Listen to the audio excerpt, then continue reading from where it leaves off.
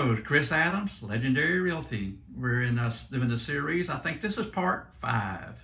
So we've got our where we leave off. We've got the contract done. We've made the home inspection. Now we're in the process of getting ready to close. Everything's been done. We're at the point of the termites been ordered. Termites come back clear, so things are really looking good. So we're in the final stages. We're waiting. You've got everything, and we're reminded that the lender needs a few things. You got to jump on it, get it to them quick. Hurry up and wait. Hurry up and wait. Get everything to them in a hurry. So we've got everything done, and we're just waiting on processing to finalize. The appraisals come back, and we're good there. No conditions. So that means there's nothing we have to do at that point. They've accepted our appraisal. So here we are. We're waiting, and here we are. We got to clear to close. So now we're getting ready to go to closing. What do we need to close?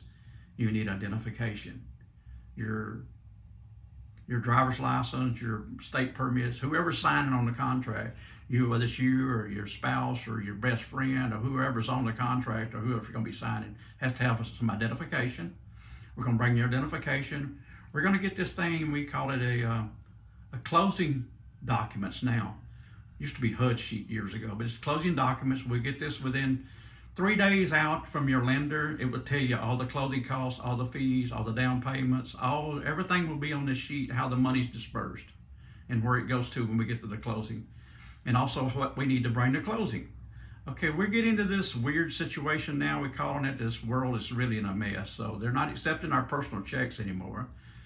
Some won't even take our cashier's checks over a certain amount. So we have to figure out what you need, and we'll go through that for down payment and your closing costs to get to this loan, and you will have your bank wire the money to the title company.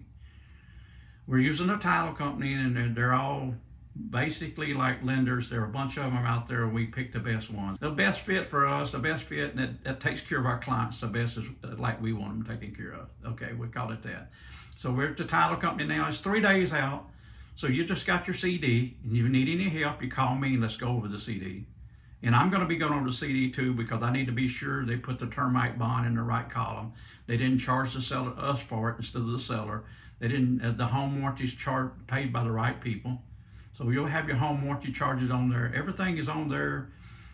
Taxes are paid in the rear, so you're going to get a credit. It's March, so you'll get a credit from October the 1st to March, the day of closing.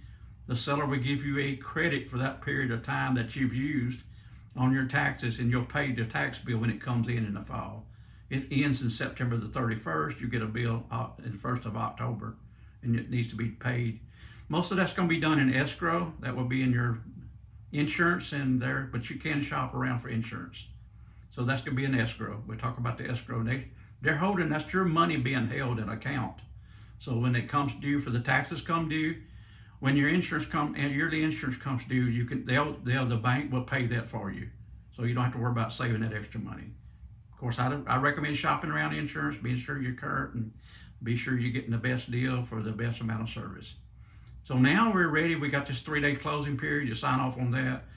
Now we go to closing. What do you need at closing? It's first you said we need to wire that money. That's the down payment and closing costs on your part. You'll have that. You need to wire that money. We need to show up on ready to sign some papers and have your hand exercised and ready, because it's a good bit of paperwork that needs to be signed. There's so many lawyers on all parts. They're trying to cover every base and everything, so that we have to sign a lot of papers. We'll show up at closing time. Of course, your real estate agent will be there all the way. Your real estate agent will walk you through all these processes. So now we're at closing table. You get to sign off and you get to bring your stuff in. Everything's wired in. It's all funded, what we call funded. The funds have been transferred to the closing company, and the closing company has wrote the checks out and sent the money where it needs to be. So that's what we call funded. So where we get at the closing table, this is the exciting part. Now you get keys to your house. This house, it takes effect today. You can move in, because unless we have a possession at a different time, a later possession, but most of the time we take possession at closing. So we're taking possession at closing today. So it's 1 o'clock in the afternoon. We've signed all the paperwork, and you and the sellers have signed all the paperwork, and they get to present you the keys. One of us is giving you the set of keys. This house belongs to you. Thank you so much for working with us, and thank you so much for following along. And if you got any questions, again, always call and ask me, email me, send me a text message. Chris Adams, Legendary Realty.